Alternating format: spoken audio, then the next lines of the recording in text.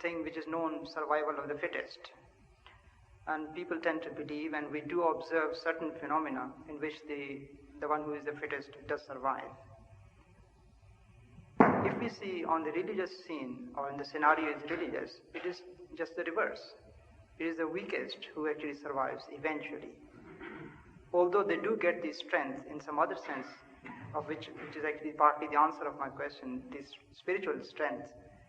You have already solved it, in fact. But Hazur, still I wanted the explanation that what connection does it have, that spiritual strength, with the physical According to the Holy Quran, the same rule applies to both the spiritual world as well as the ordinary material world.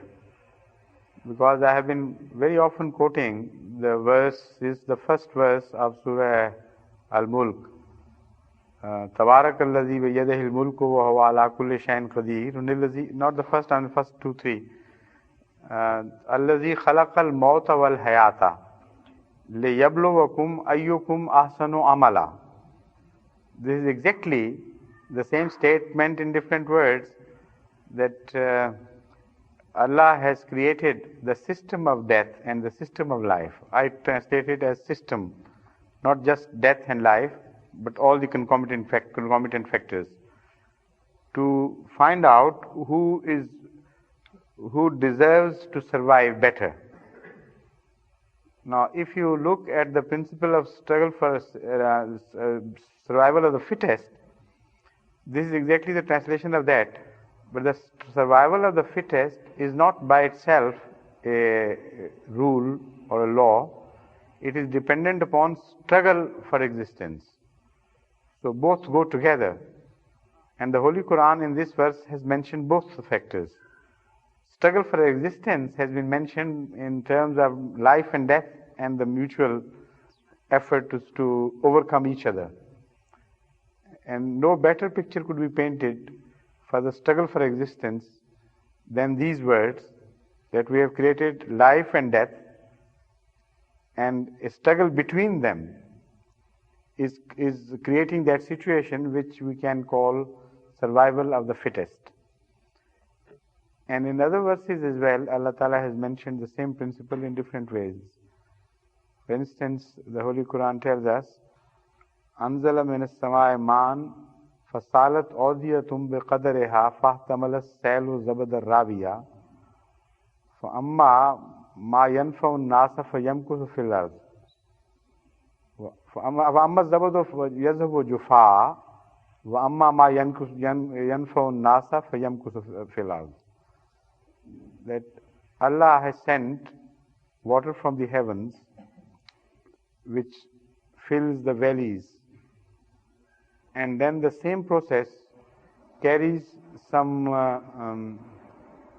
zabad, would be froth, useless, things which are carried by the flood, waste and froth and things carried on the surface of the flood.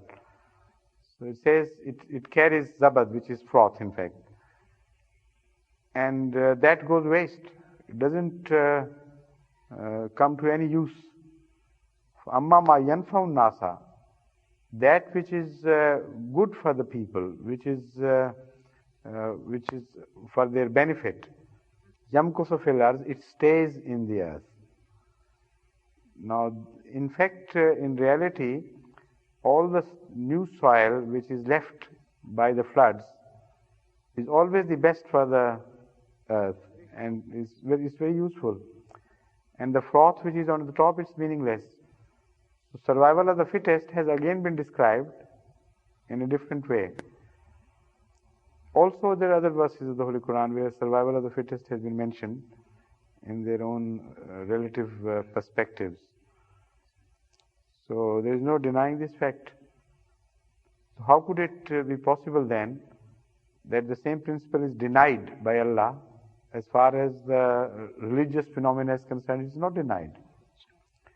What the Holy Quran says is this, that according to you, the fittest is the one who is more materialistic, who has turned away from religion and God, and he is more powerful. But in the eyes of Allah, the fittest is the one who who establishes his contact with the Creator and lives with the strength gained by that contact, that relationship which he has gained between him and the Creator, that is more powerful, that has greater capability to stay and overwhelm all other forces of death. So here the term life and death would mean two different things. Not ordinary life which we understand here and ordinary death, but a spiritual life and spiritual death. When they come into clash, because the spiritual life has a better chances of survival because it is the fittest, so it will overcome the material forces which oppose it. Now this is the struggle which we see during the coming of prophets. Apparently they are weak. Materialistically, if that were all the factors which would go to the computer, the result should be that they would be definitely totally annihilated. Because in terms of worldly materials and strength, they have been totally outweighed and outnumbered, and there is no chance of their survival because they are not fit in the material terms. But if there is such a factor, as has been mentioned in the Holy Quran many a time, that there is a God and He does establish His relationship between Him and those who seek, then that factor is overwhelmingly strong. Whatever may be the odds against them materially, this factor would offset all those odds and they must come out victorious. So the rule is not broken. Only one end of the rule is not seen by the materialistic eye. That is in the ghaib. And the whole religious phenomena is ghaib. That is absent from the eye.